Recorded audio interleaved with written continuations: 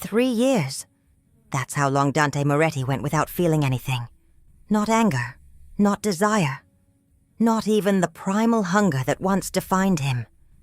The most feared man in the Italian underworld, a legend who'd built an empire on blood and ruthlessness, had become a ghost inside his own body, until she walked into his office, a woman who wasn't supposed to be there, a woman who should have been terrified, a woman who looked him dead in the eye and didn't flinch. And in that moment, something inside him that had been dead for 3 years stirred. "What are you doing to me?"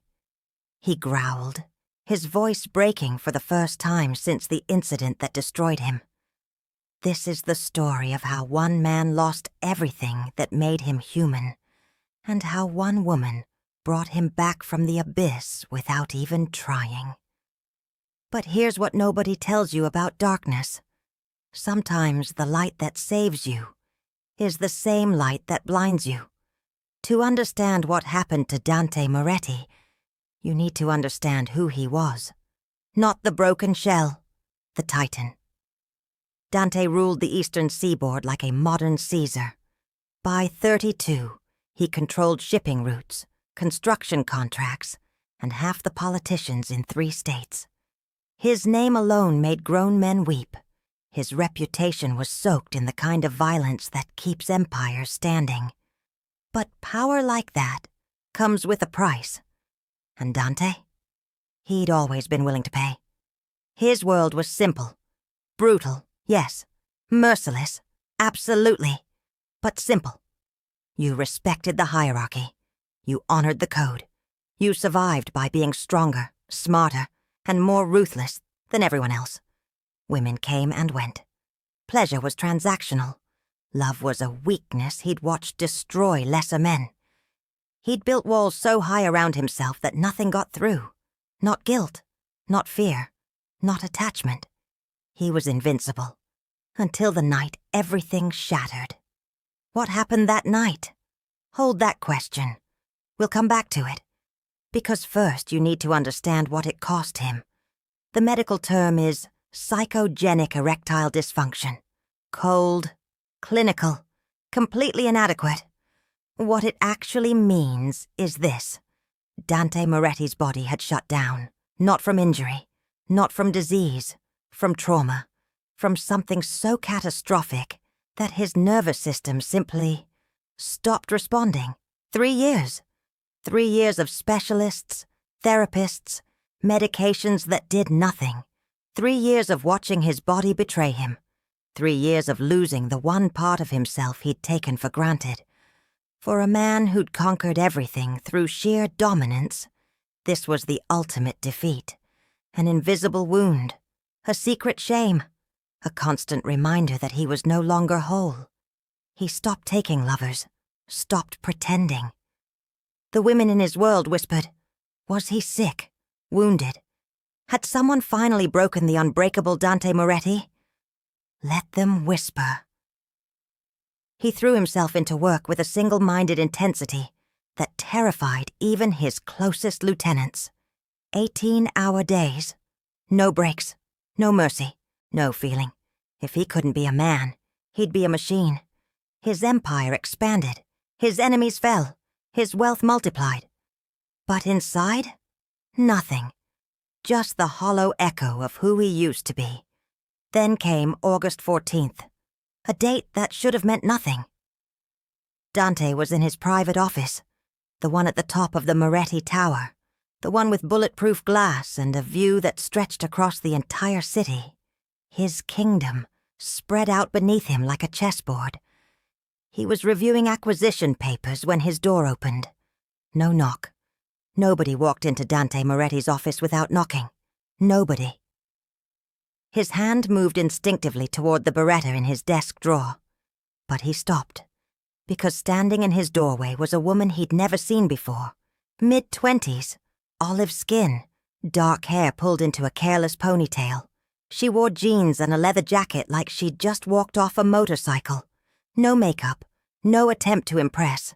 And her eyes. God, her eyes. They held something he hadn't seen directed at him in years. Not fear, not calculation, not the desperate hunger of someone trying to get close to power. Just steadiness, like she was looking at a man, not a legend, like she saw through all the armor he'd built. "You Moretti?" she asked. Her voice was rough honey, a smoker's rasp with an edge that suggested she'd seen things, done things. Dante's jaw tightened. "Who the hell are you? And how did you get past my security?" She shrugged. "Your security's garbage. I could have walked in here with a rocket launcher." Dangerous words. His men had killed people for less. She had to know that, had to understand the risk she was taking. But she didn't look concerned. She looked bored. "You've got 30 seconds, Dante said quietly. The tone he used before people died. "Explain yourself, or my men will explain you to the river." "Relax, boss man." She stepped further into the office, uninvited, and dropped a folder on his desk. "I'm not here to kill you. I'm here because you have something I need." What did she need? And why did her presence make his blood run hot for the first time in 3 years? "Remember these questions." Dante didn't touch the folder, didn't break eye contact. "Name." "You can call me Sarah." "That's not a name. That's a deflection." A ghost of a smile touched her lips. "Smart man. I can see why you run this city. What do you want?" She gestured at the folder. "Information. Your people have been tracking a shipment coming through the harbor next week. I need to know what's in it, where it's going, and who's buying." "And why?" Dante said slowly. "Would I give you classified intelligence? Because if you don't, a lot of innocent people are going to die. And despite what your reputation suggests, I don't think you want that on your conscience." The word hit him like a physical blow. Conscience? As if he had one. As if there was anything inside him capable of moral consideration. But the way she said it, like she knew him, like she could see past the monster to something underneath. His chest tightened, and then it happened. That thing he hadn't felt in 3 years. A spark, low in his abdomen, a stirring of heat that shot through his nervous system like electricity through dead circuits. Desire. His body was responding to her, to this impossible, infuriating woman who'd walked into his domain like she owned it. Dante's breath caught, his hands clenched into fists beneath the desk. No. This wasn't possible. The doctors had been clear. The trauma was too deep. His body couldn't. But it was. "Get out," he said, his voice suddenly rough. Sarah's eyebrows lifted. "Excuse me?" "Get out." She studied him, really looked at him. And Dante realized with cold horror that she could see it. Could see the change in him. The way his breathing had shifted. The tension in his shoulders. "Are you okay?" she asked. And the genuine concern in her voice was worse than mockery would have been. "I don't need your concern. I need you gone. Not until you... now!" The word echoed through the office, violent, desperate. For a long moment, Sarah just stood there. Then she nodded slowly, like she'd figured something out, and turned toward the door. But before she left, she looked back. "I'll be at Cardelli's tonight, 9 p.m. If you want to actually help instead of playing the tough guy routine, show up." Then she was gone, and Dante was alone, his heart hammering, his body alive in a way he'd thought was impossible. What the hell just happened? He should have ignored it, should have had her followed, investigated, eliminated if necessary. That's what the old Dante would have done. The Dante who made decisions based on logic and strategy, not whatever this was.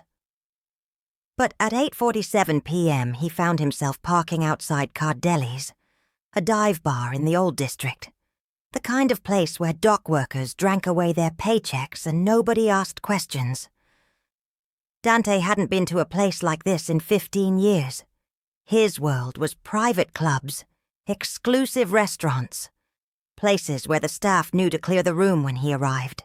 This was chaos, noise, humanity pressed together without filters or facades.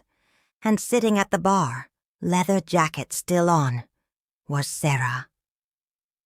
She didn't turn when he approached, just spoke into her whiskey glass. "Wasn't sure you'd come." "Neither was I." She gestured at the empty stool beside her. Dante sat, hyper-aware of the half-inch of space between them. His security detail was outside. He wasn't completely reckless, but in here it was just them. "So," Sarah said, "what changed your mind?" "You. Your eyes. The way you made me feel human for the first time in 3 years."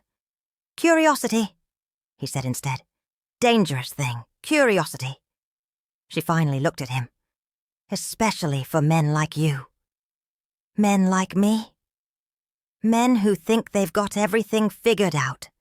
Men who've built their whole identity on being untouchable." She took a sip. "Those men are always one surprise away from falling. Apart." The accuracy of it stung. "You don't know anything about me," Dante said quietly. "I know you're scared." His jaw clenched. "Choose your next words carefully." "I know you're scared," she repeated, unflinching. "Because you felt something in that office. Something you haven't felt in a long time. And it terrified you." Silence. The bar noise swirled around them. Laughter, arguments, the clink of glasses. But in their bubble there was nothing but truth hanging in the air like smoke. "How did you—" "I'm observant." Sarah turned on her stool to face him fully. "And I've seen that look before. On men who've been to war. On women who've survived things they shouldn't have. It's the look of someone whose body stopped trusting them. Now you learn what happened that night 3 years ago. You want to know what broke me?" Dante's voice was barely above a whisper. "Fine."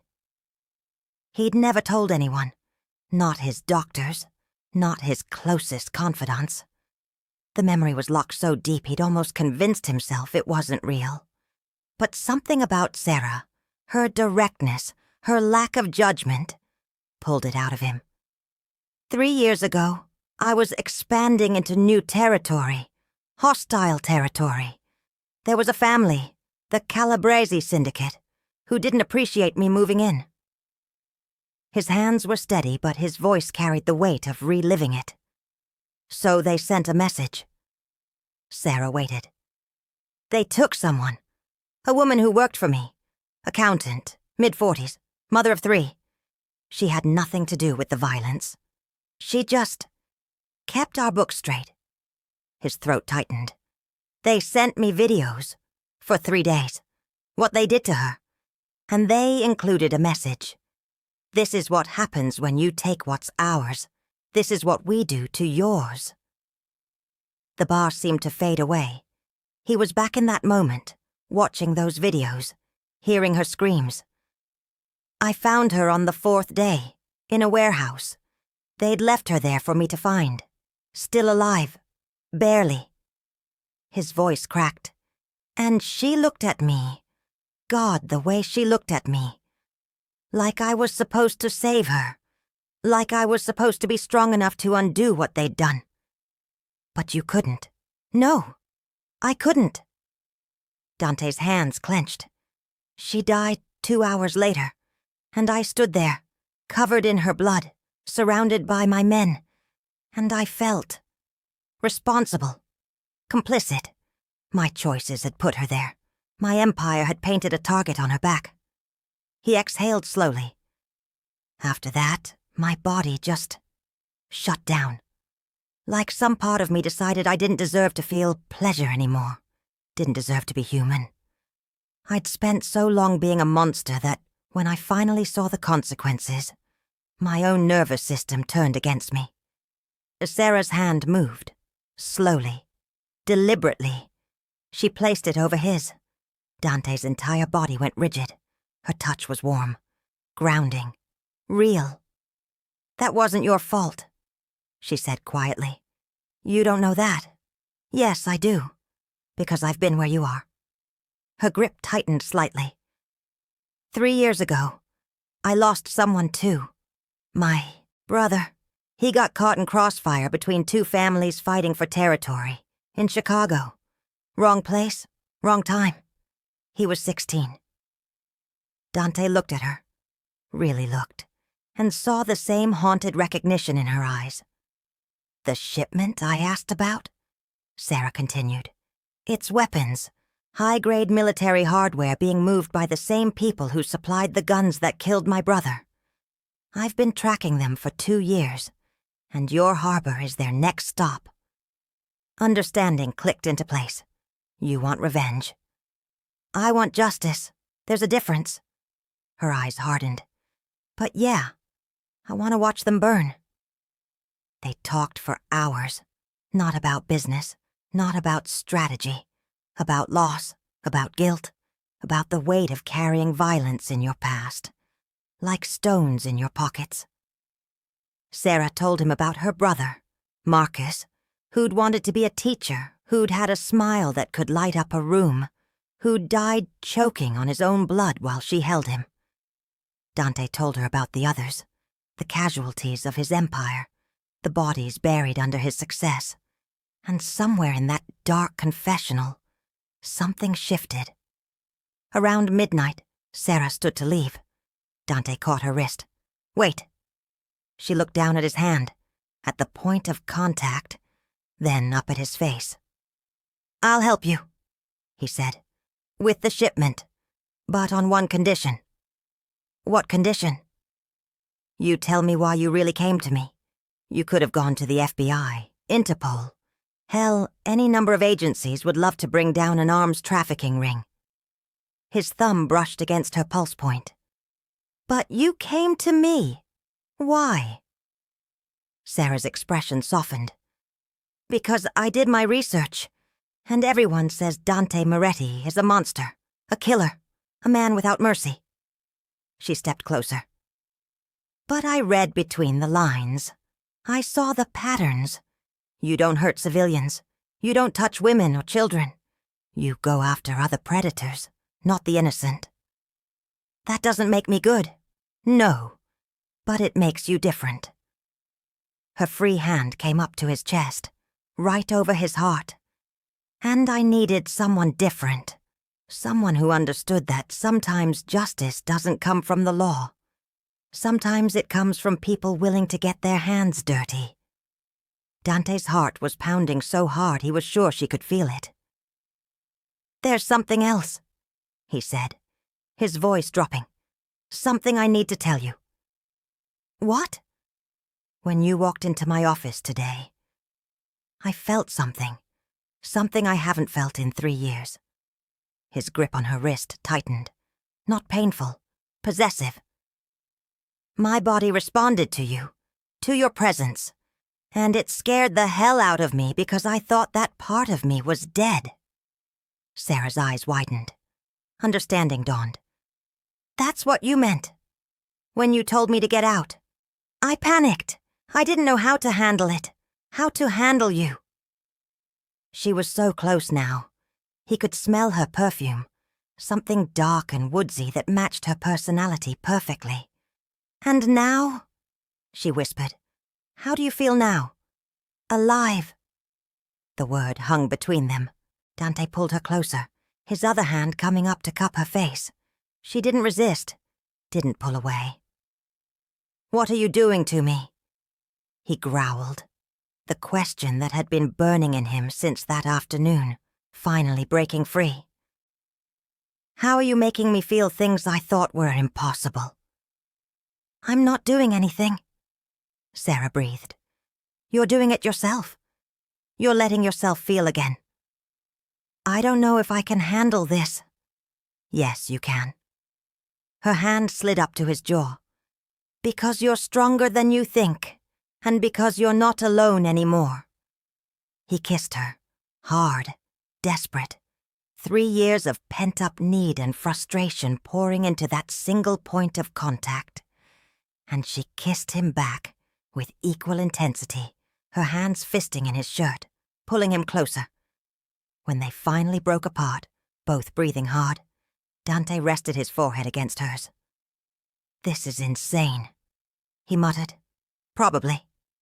You're dangerous. Definitely." She smiled. "But so are you." Over the next 2 weeks, Dante and Sarah became inseparable. By day, they planned. Dante used his resources to track the weapons shipment. Sarah brought intelligence from her own network, people she'd cultivated during her 2-year hunt. Together, they built a strategy that was ruthless, efficient, and completely illegal. But by night, they discovered each other. Slowly at first. Dante was still learning to trust his body again. There were moments of frustration, times when his old trauma resurfaced and shut him down. But Sarah was patient, understanding. She never pushed, never demanded. She just stayed. And gradually, brick by brick, the walls came down. The night before the operation, they were in Dante's penthouse. The city lights stretched out below them, a constellation of ambition and sin. Sarah stood by the window, wearing one of his shirts. Dante watched her from the bed, still amazed that this was real, that she was real. "You're staring," she said without turning around. "Can you blame me?" She smiled. "What are you thinking about?" "How different my life was 2 weeks ago." "Regrets?" "Not even one." He stood, crossing to her, his arms wrapped around her waist from behind. "You brought me back, Sarah, from a place I thought I'd never escape." She leaned back into him. "You did the hard part. I just reminded you that you were capable. Tomorrow's going to be dangerous. I know. If something goes wrong, it won't." "But if it does," Dante insisted, turning her to face him, "I need you to know something. These past 2 weeks have been the most alive I've felt in years. Maybe ever. And that's because of you." Sarah's eyes glistened. "Don't talk like that. Like it's an ending." "I'm not. I'm talking like it's a beginning." He kissed her forehead. "Whatever happens tomorrow, you changed me. You made me remember what it feels like to be human." "Then let's make sure we both survive," she said fiercely. "Because I'm not done with you yet, Moretti." The operation went sideways in the first 10 minutes. The weapons shipment was there, a shipping container full of military-grade hardware worth millions. But so was something else. People, children, 23 of them, ages 6 to 14, packed into a secondary container, a human trafficking operation piggybacking on the arms deal. Dante's blood ran cold when they opened that container. Because suddenly, this wasn't just about Sarah's revenge. It was about those kids, about stopping the kind of evil that had haunted his nightmares for 3 years. The firefight was brutal. Dante's men against the traffickers, bullets tearing through the night, blood on concrete. And in the middle of it all, Sarah, fighting like a demon, taking down men twice her size with efficiency that spoke of serious training. But then Dante saw it. One of the traffickers, wounded, desperate, raising his gun toward her back. Time slowed. Dante's body moved before his brain caught up. He threw himself between Sarah and the bullet. The impact felt like being hit by a truck. He went down hard, his vision blurring. But his last thought before the darkness took him was simple. Worth it. He woke up 3 days later in a private hospital room. The first thing he saw was Sarah. She was asleep in the chair beside his bed, her hand wrapped around his. Dark circles under her eyes, bruises on her arms. But alive. She was alive. "Hey," he croaked. Sarah's eyes snapped open. Relief flooded her face. "You idiot!" she said, but her voice was thick with emotion. "You beautiful, stupid idiot." "The kids? Safe, all of them. We got them to protective services." She squeezed his hand. "The traffickers are either dead or in custody. The weapons are seized. It's over. And you? Still here." A tear slid down her cheek. "Still terrified you were going to die on me." Dante lifted his hand, slowly, everything hurt, and wiped the tear away. "I told you. You made me human again. And humans protect the people they love." Sarah's breath hitched. "Love? Yeah." He managed a weak smile. "Surprised me too. But apparently getting shot for someone really clarifies your feelings." She laughed through her tears. "That's the worst romantic confession I've ever heard." "Give me a break. I'm on painkillers."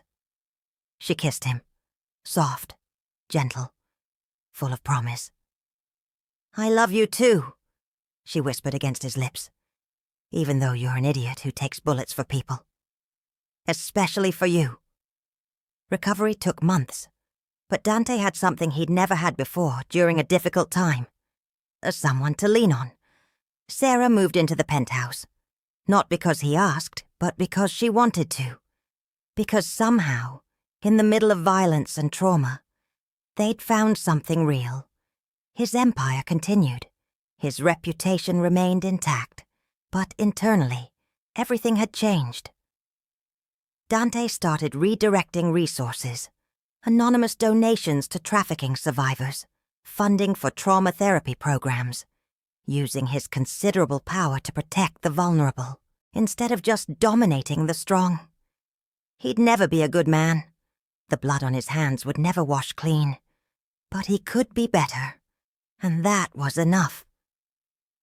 6 months after the shooting, Dante and Sarah stood on the same penthouse balcony, where everything had started.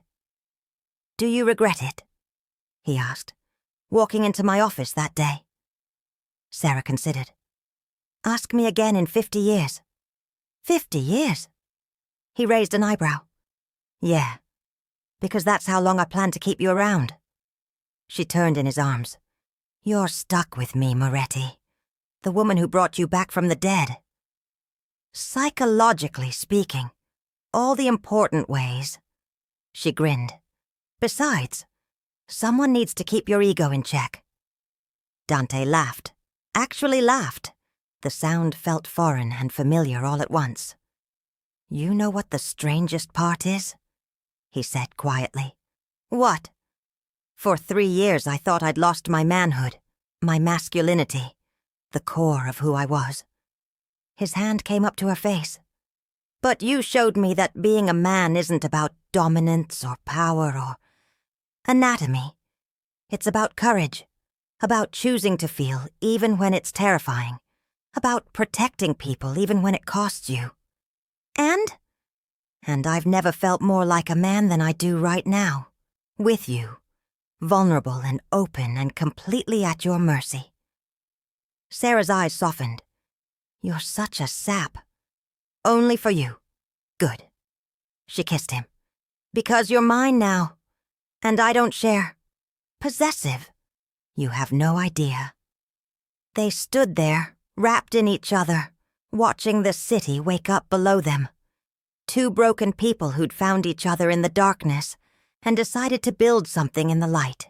It wasn't perfect. Their pasts still haunted them. Nightmares came and went.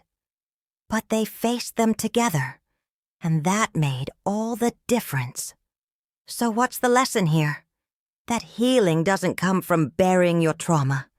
It comes from facing it, with help, with patience, with someone who sees past your scars, to the person underneath. Dante Moretti spent 3 years thinking he was broken beyond repair, that he'd lost something essential, that he'd never be whole again. But the truth, he wasn't broken. He was protecting himself. And when he finally found someone safe enough to let his guard down around, everything changed. Your trauma doesn't define you. Your ability to heal does. And sometimes the person who saves you is the one who shows up exactly when you need them most. Uninvited, unafraid, and absolutely perfect. If this story resonated with you, drop a comment below. What would you do if you lost a fundamental part of yourself? How would you find your way back? And subscribe for more stories about broken people becoming whole again. Because everyone deserves a second chance at being human. Even monsters. Especially monsters.